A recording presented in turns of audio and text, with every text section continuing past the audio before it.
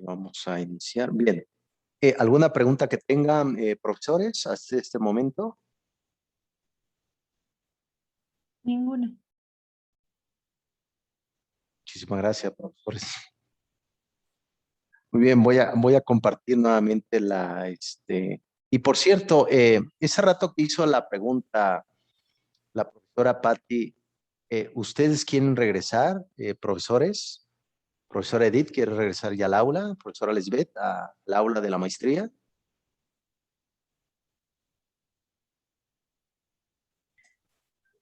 Pues no sé, lo que pasa que a mí sí me va a quedar un tanto lejos, pero pues ya regresaríamos.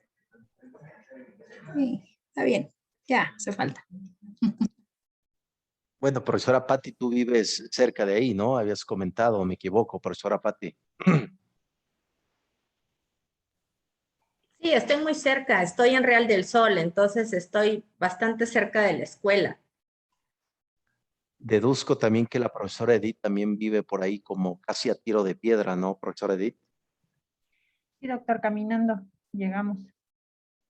Impresionante. Yo sí estoy algo retirado, pero sí, hay que ir viendo precisamente, bueno, su humilde casa, como les había platicado esa historia, está en Real Verona, ahí está su humilde casa en Valieri, pero pues tuve que movilizar a mi esposa porque pues ahí había contagios del COVID, hablando precisamente, profesora Patti, de ese miedo que tenemos al otro, ¿no? ¿No? Entonces da miedo precisamente ver muchas personas. Ahorita pues nos mudamos con mi esposa y estoy algo retirado de la escuela, pero bueno, estoy siempre abierto a esa posibilidad de ir viendo algunos puntos. Claro, la didáctica va a cambiar totalmente ya en el aula, ¿no? Y ya sería un horario, como dice la profesora Leslie, ya un horario totalmente distinto hasta las 4 de la tarde. Profesor Juan, ¿tendrías alguna complicación de regresar otra vez al aula? No, lo que indiquen, de hecho nada más yo creo el trayecto, porque sí estoy aquí en Coacalco, entonces sí, sí ir, yo creo con anticipación, unos 20 minutos, yo creo. Totalmente, profesor. Sí, tiene razón. Sí, pues bueno, vamos a ir viendo los lineamientos que dictamine la propia institución. Yo, de mi parte, yo hablando de desde mi yo personal, a mí me gustaría terminar el año precisamente en línea, pero bueno, de todos modos esto entra a consenso democrático, como habíamos expuesto. Muy bien, ¿qué les parece si seguimos, profesores? Cualquier duda, cualquier perspectiva, los voy a ir escuchando dentro de esta parte. Este libro, Cooperar para Aprender, va a ser un libro que me parece que todavía no lo han revisado, pero me gusta también decirle de qué se va a tratar, cómo va a estar este punto. Recuerden muy bien esto, profesores. Al final de cuentas, el ambiente personal siempre debe de estar organizada por el aspecto de los grupos. Y había precisamente un debate, un concepto de paradigma, un modelo establecido. ¿Cómo se puede considerar un grupo? Los grupos.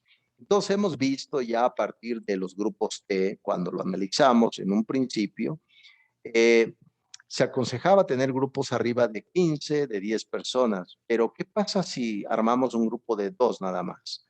Se puede considerar como grupos de trabajo, como grupos de actividad.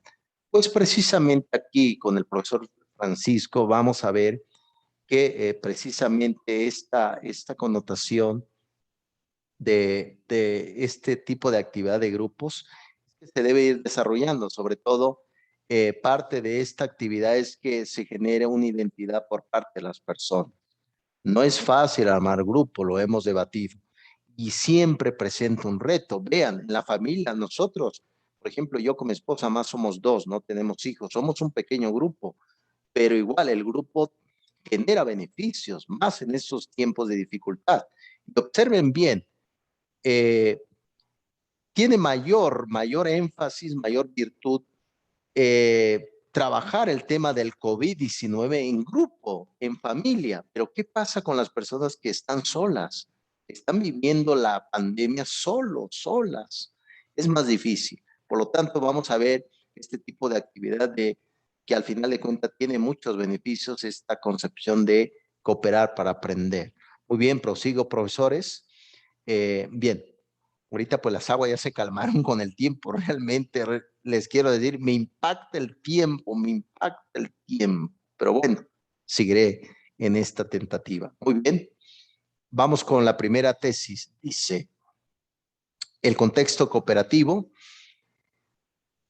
Aquí precisamente el profesor nos hace algunas advertencias que es importante no perder de vista. Sin duda, a mí me ha tocado, yo he trabajado, yo he hecho dinámicas de grupos y a veces uno termina analizando que no todos trabajan en el grupo. Hay unos que se retrasan, otros simplemente son cargados por los demás y precisamente nos dice el profesor, ojo, no perdamos de vista que también lo interesante y también el interés que existe es que no perdamos de vista el trabajo que estamos dejando. Sí, nos interesa que armen grupos, sí, nos interesa que vayan contextualizando el aspecto, pero al final de cuentas debe de haber un producto, debe de haber un trabajo. Por lo tanto, eso es el riesgo de los equipos de trabajo, profesor Edith, profesora Lisbeth, profesora Patti, profesor Juan, de que no todos van a trabajar a la par de los demás. Algunos van a tener, va a haber muchos rezagados, sí, definitivamente. Por lo tanto, no pierdan de vista eso, el trabajo. Si nos interesa, nos dice, si nos interesa el equipo, pero no hay que perder de vista la actividad y la causa que se va a generar a través de esa actividad. Recuerden todo esto, profesores, porque a veces nosotros sin querer estamos propiciando la inactividad de muchos jóvenes dentro de las actividades grupales. Por lo tanto, eso es importante no perder de vista cómo lo estamos haciendo y qué tipo de tareas estamos haciendo. Por eso recomienda el profesor, cuando se haga una dinámica de grupo, no hay que perder de vista que a todos involucrados se le debe de hacer preguntas, no se les olvide esto. Preguntar, a ver, profesora Patti, ¿cómo te fue con la actividad? ¿Qué aprendiste? Y ahí te vas a dar cuenta si realmente todos están cooperando o va a haber por ahí algunos que son fantasmas y no están ayudando con esta actividad. Bien, profesores, ¿alguna pregunta hasta acá? ¿Vamos bien, profesor Juan? Ok, excelente. Muy bien. Por cierto, jóvenes, ¿qué van a comer el día de hoy, profesores? ¿Cómo va a estar hoy la comida? Profesor Edith, ¿cuál va a ser el menú de ahora? Ahora sí, no sé, estamos perdidos. Como salimos en la mañana, le digo, al partido de básquetbol, no se nos ocurrió. Eso sí, No, nos no, pasamos por unos tacos de carnitas ya de regreso, pero no, al suena rato no riquísimo. sé. Pues bueno, yo creo que para rematar una pizza, ¿no? Un alambre, ¿no, profesor Edith?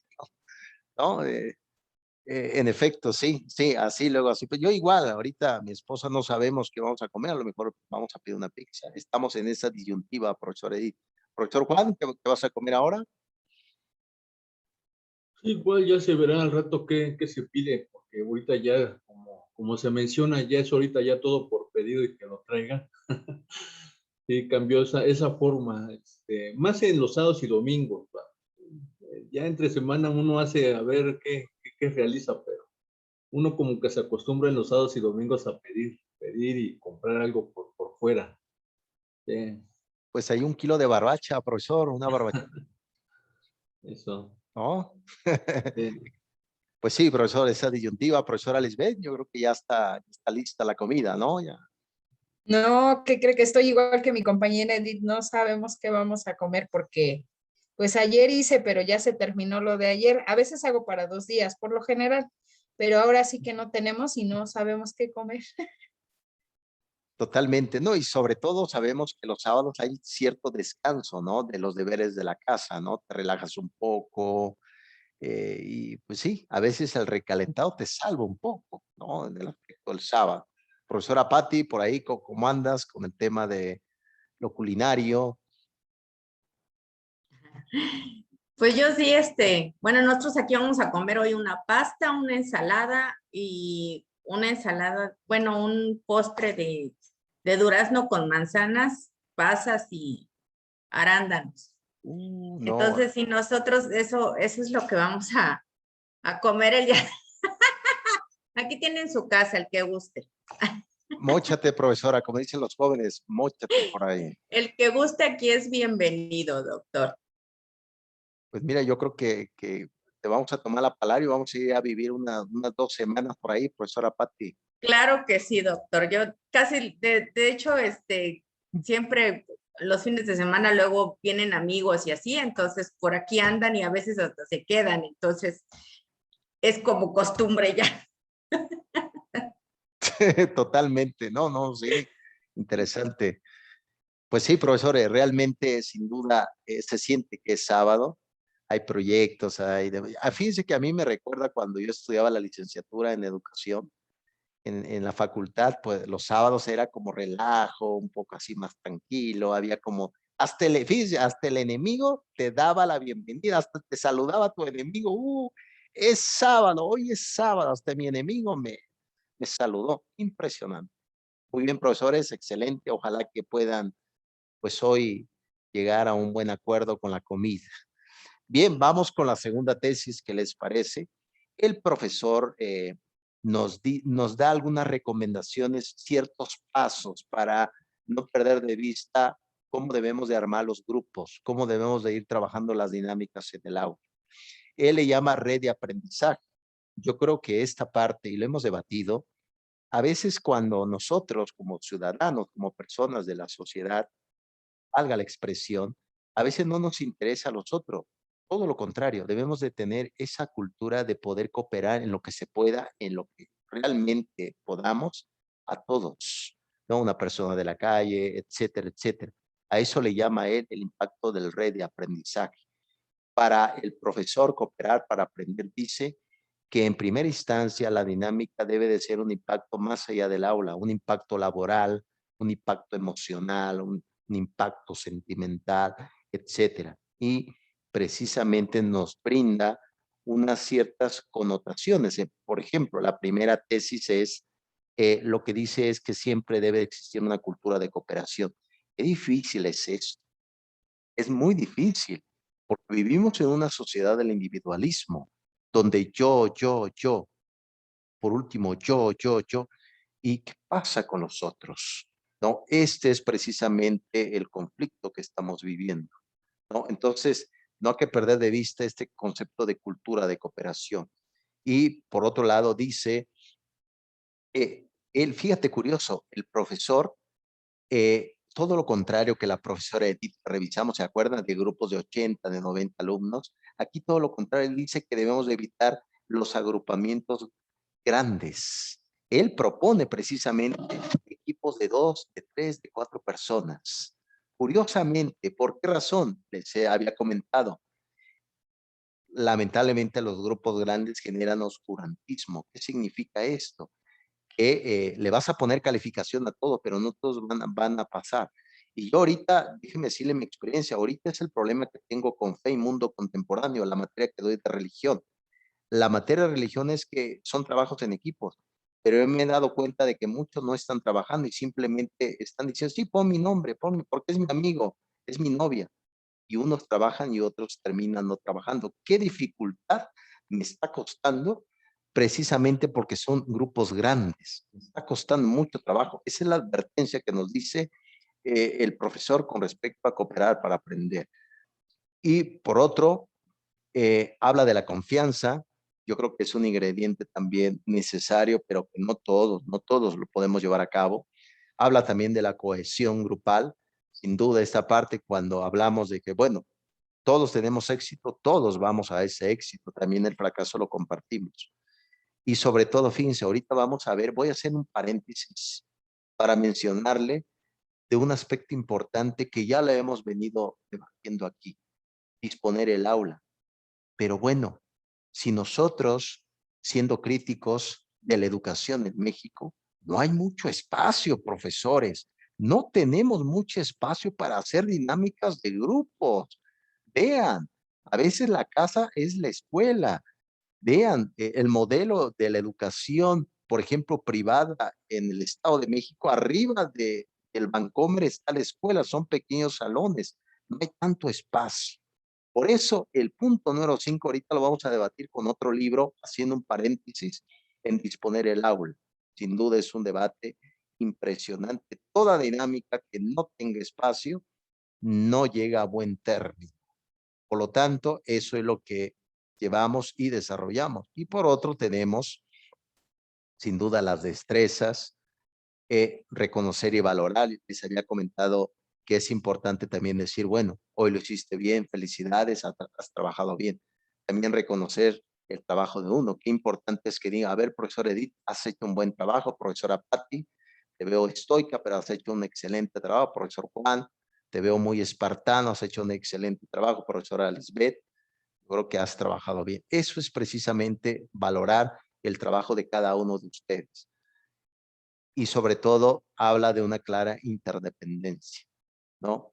Esa es la parte totalmente que nos brinda estos pasos el profesor en cooperar para aprender dentro de la actividad de dinámicas de grupos. Pero es importante mencionar y haciendo un paréntesis. Cualquier duda, estoy para escuchar, profesores. Dentro de el paso número 5 que nos aconseja el profesor en su libro Cooperar para Aprender, nos dice algo, una advertencia, que el espacio debe ser amplio, digno para que el alumno pueda llevar a cabo su actividad. Pero hay un problema. ¿Cuál es el problema? Ahorita lo vamos a ver. Les presento a un profesor que este libro no está en la plataforma, no se los he dejado. Él es arquitecto, es egresado de Harvard, ha trabajado, de hecho apoyó mucho a Richard Gerber. Richard Gerber, recuerden que fue el director de una universidad, de una escuela pública en Inglaterra, de educación primaria y secundaria, pero la escuela pública estaba ya en un estatus muy bajo totalmente. Entonces, ¿qué hizo? Junto el profesor Nair, junto con Richard Gerber, revolucionaron el aspecto de los salones de clase, le dieron mayor énfasis. Por lo tanto, este profesor sacó este pedazo del libro que para que hablemos de dinámicas de grupo, primero no hay que perder de vista cómo está constituida la institución educativa, la escuela. Si hay poco espacio, cualquier dinámica se va al traste, no llega a una buena estructura, ¿no? Entonces, eso es importante no perder de vista. Siempre, y he comentado mucho, hablamos del punto de vista del aprendizaje cooperativo, del aprendizaje de más, pero ¿qué pasa con la estructura? ¿Qué pasa con la estructura de los espacios? Eso es importante. Entonces, este libro, yo creo que lo voy a poner más adelante. Ahorita no está en la plataforma, pero quiero que lo tengan presente. Diseño de espacios educativos. Recuerden que el éxito de una escuela es que sea agradable, que exista mucha luz y colores. El cerebro precisamente lo va a asociar con la parte de que vas a aprender, no vas a ser castigado, vas a aprender. Pero para eso se necesitan muchos recursos para llevar a cabo esto. Entonces, la arquitectura está presente en la escuela, debe de estar presente. Yo me acuerdo, una vez yo daba clases por ahí por Naucalpan, daba clases de filosofía y pasé por una telesecundaria y había barrotes, estaba una escuela fuerte y hasta un alumno sacó la mano y me estaba diciendo adiós. Yo dije, un reo me está diciendo adiós, parecía así una prisión, había barrotes. Entonces, cuando tú miras una arquitectura de esa forma, dices tú, yo no voy a aprender, existe ya un rechazo. Es lo que le pasó con Richard Gerber. Richard Gerber, ¿cómo tuvo gran éxito en su escuela? Reformó el currículo, armó dinámicas de grupos y reformó la arquitectura de la propia institución educativa. Si usted le echan un vistazo ya a Richard Gerber, existen videos, crear hoy la escuela de la mañana, el libro que yo tengo, te los voy a compartir. Él habla de cómo en la escuela hay cafetería, en la escuela hay mesas, pero no separadas. Hay mesas donde hasta para la comida hay que armar grupos. Interesantísimo el plan de diseño de espacios educativos. Muy bien, prosigo, profesores. ¿Qué dice el profesor, el arquitecto sobre estos espacios? Vamos a ver. Ese es el paréntesis que estoy haciendo, el paréntesis con base al punto número 5. Dice así, muy bien, aquí habla precisamente del aspecto clásico. ¿Se acuerdan que les había comentado que Michel Foucault descubrió una trama por ahí de panóptico? Las escuelas del siglo XVII, XVIII, siglo XX se tomaron de las prisiones. Por lo tanto, dinámicas de grupos inexistentes. ¿Y qué se ocasionaba? Castigaban a cada uno de los sujetos. Eso es precisamente, recuerden que el profesor, el arquitecto, trabajó con este inglés, el profesor Richard, y ellos precisamente armaban esta estructura. Cuando entren ustedes a una escuela, cuando vean una institución educativa, pregúntense, ¿esta escuela tendrá espacios adecuados para llevar a cabo dinámicas de grupos o no? ¿Habrá espacio suficiente para que el alumno se pueda estirar, para que el alumno se pueda mover? Yo les cuento mi experiencia. Yo cuando hacía dinámicas del peripatos, que fue mi tesis del doctorado, ¿yo qué hacía? Trataba yo de enseñarles caminando a mis estudiantes. Entonces, ¿qué hacía? Ocupaba el estacionamiento público. Hasta que un policía llegó y me dijo, ¿qué estás haciendo? Y yo le dije, estoy haciendo didáctica. No, pues no, vete de aquí. Yo creo que no me entendió, no lo sé. Pero ese es el espacio que yo ocupé, que no existía precisamente un lugar más amplio para llevar a cabo la actividad. A eso se refiere este profesor, el arquitecto, del concepto de casas de trabajo. Por eso es importante no perder de vista. Por eso es que se argumentaba que los niños deben regresar al aula, sí, porque en la casa muchas veces no existe el espacio suficiente para llevar a cabo la actividad. Un joven debe regresar con un joven, un niño debe regresar con los niños. Hasta para la educación física, profesora Lisbeth, qué complicado es hacer actividades en la casa. No conocemos las casas en México. Las casas no son tan grandes. Las casas de personas que viven al día, los docentes, investigadores, son casas pequeñas, ¿no? Por lo tanto, ese concepto de aprende en casa es debatible totalmente. Bien, ¿qué más dice el profesor? Habla precisamente totalmente donde los alumnos están confinados, ¿no? Entonces, eso es precisamente no perder de vista esta connotación, profesores. Simplemente quise hacer un pequeño paréntesis de lo que nos comenta el profesor, cooperar para aprender. Revisemos toda la circunstancia y uno pensaría, bueno, profesor, pero eso tiene que ver con la educación. Sí, hasta el clima tiene que ver con la educación. Recuerden que decía Maslow, antes se creía que el aspecto biológico no influía en la educación, ahora sabemos que sí. Yo tengo hambre. Si yo tengo hambre, ¿cómo puedo estudiar? ¿Cómo puedo llevar a cabo la actividad? Vean qué factores influyen en la educación del sujeto a través de las dinámicas de grupo. ¿Qué factores? Emocionales, sociológicos, el tipo de color, el tipo de ruido que existe, qué tipo de factores influye para que el sujeto no pueda aprender. Ah, es que mi hijo no aprende en la casa, no quiere ver acá. Sí, pero porque siempre hay ruido en la casa. El ruido también provoca que uno no pueda aprender.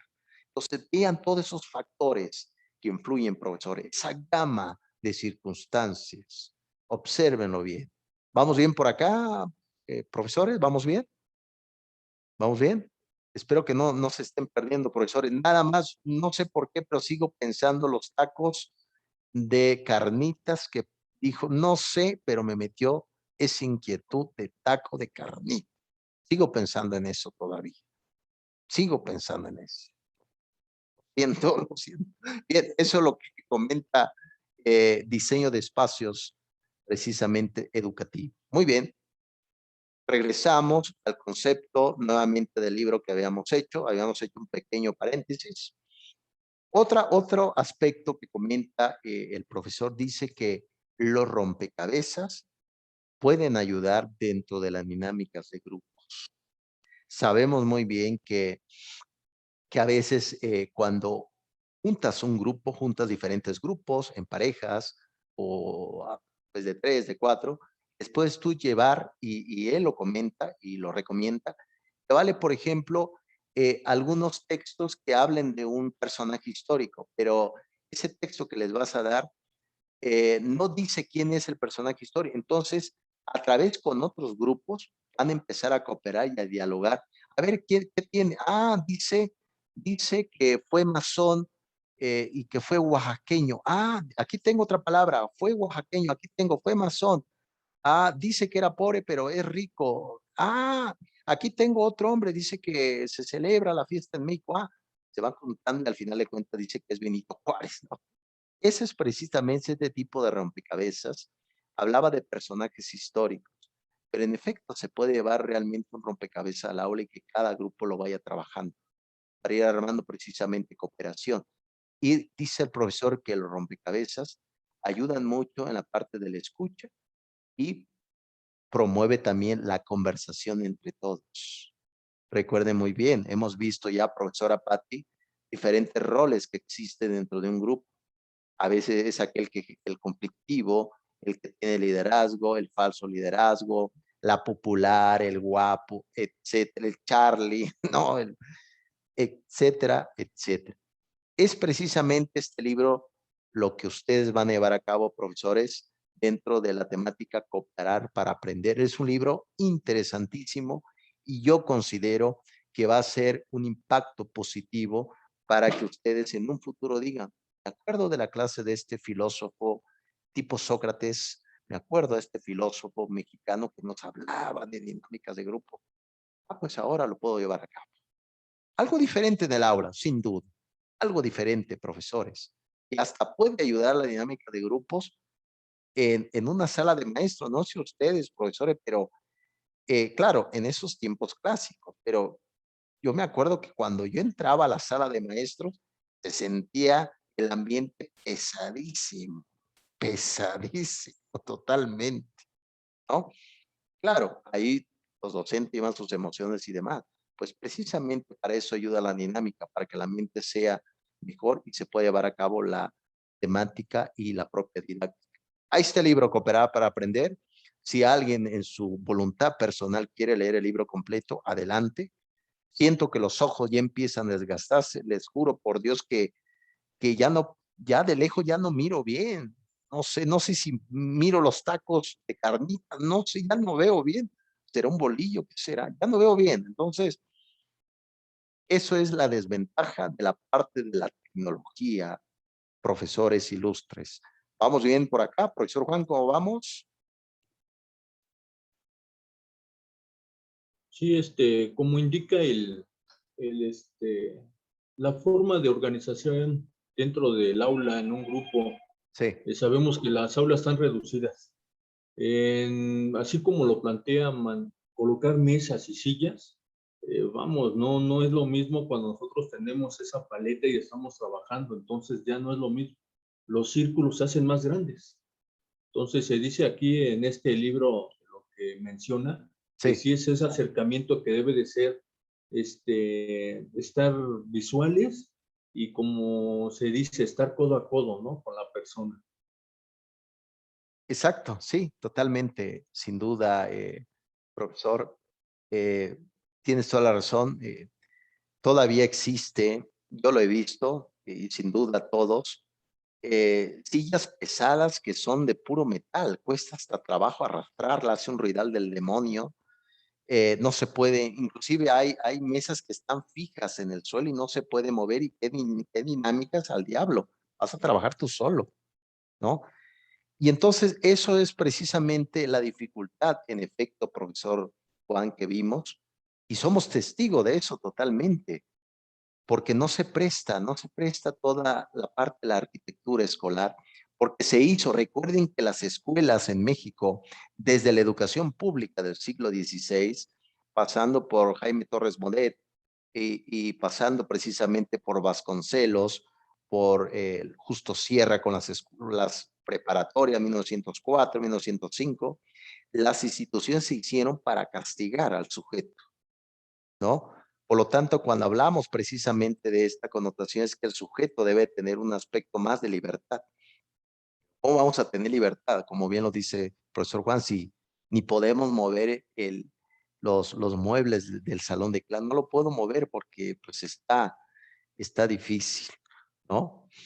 Y yo recuerdo una vez una directora que una vez me dijo, ah, mira, ahí en ese salón de clases están aprendiendo porque están callados. Y yo no creo que estén aprendiendo porque están callados. Lo ideal sería que estén haciendo ruido.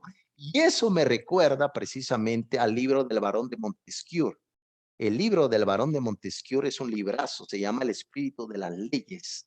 El espíritu de las leyes del Barón de Montesquieu. Dice el Barón de Montesquieu, ¿cómo sabemos que existe dos tipos? ¿Cómo sabemos que existe una monarquía escolar o una democracia educativa? Observa, dice el Barón de Montesquieu, acércate a un lugar, a un salón de clases, y si están en silencio es una monarquía. Y si vas a otro salón de clases, están en una algarabía, profesor, es una democracia, decía el Barón de Montesquieu. Yo creo que no necesariamente un salón que esté en silencio pueda significar un aprendizaje, ¿no, profesor Juan? Como lo menciona también, de esos cambios que se dieron, cómo en las aulas estaba esa plataforma y estaba arriba el profesor, que era el expositor. Después lo cambiaron, lo hicieron completamente que fuera plano, porque todos eran, no existía esa integración. Y se dice, el profesor no debe de estar arriba en un estrado. Entonces se cambiaron también esa parte dentro de las aulas, donde estaba el maestro en la parte de arriba. Entonces tuvieron que quitar esa parte y ponerlas en situación a nivel que estamos iguales, ¿no? Entonces, que nosotros somos guía, tenemos que también pasar en esa parte. En este trabajo, como os dice, en el trabajo colaborativo, lo vemos, esa interacción que se tiene que dar entre ellos, pero al fin de cuentas, no perder en cuenta que tienen que investigar y sacar un trabajo. Ese trabajo es colaborativo, y si no trabaja, pero está escuchando y se está viendo de cómo los demás están aportando las ideas. Entonces, ya cuando se le cuestiona o hace un examen, algo se le debe haber quedado, ¿no? Es una idea de este trabajo colaborativo. Sí, en efecto, profesor Juan, hemos visto y hemos dicho que debemos de aprender a trabajar solo, pero en grupos. Al final de cuentas, este aprendizaje debe de ser individual y sobre todo colectivo. Interesante apostillado, profesor Juan. Bien, profesores, hemos terminado ya dinámicas de grupos. Por ahí ya está la actividad para la siguiente, la actividad didáctica que tienen que subir a la plataforma. La profesora Edith por ahí me había comentado que si sale una hora, envíenlo así, por favor, y con gusto yo lo reviso. Y sobre todo ese impacto que puedan llevar ustedes a su periferia. Bien, vamos a entrar ya con nuestra última materia. Aprendo porque quiero, ¿no? Entonces, este aprendizaje basado en proyectos. Les voy a ir preguntando de manera personal a cada uno cómo estuvo la actividad, cómo lo vieron, qué dice el autor. Pero, ¿qué les parece si tomemos un pequeño receso? Ya sueno como un disco rayado de RBD, el reencuentro versión 2003, pero tomemos un pequeño receso y ahorita nos vemos, profesores, en 5 minutos. ¿Qué les parece? Vale, vale.